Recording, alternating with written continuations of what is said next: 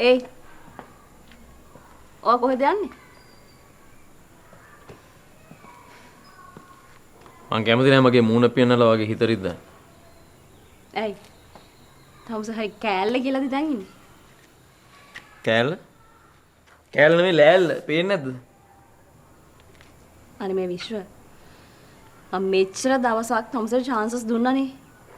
මට බෑ තමුසට මෙහෙම charter වෙවි පස්සෙන් එන්න. අන්න දැක්කද එනකෝ?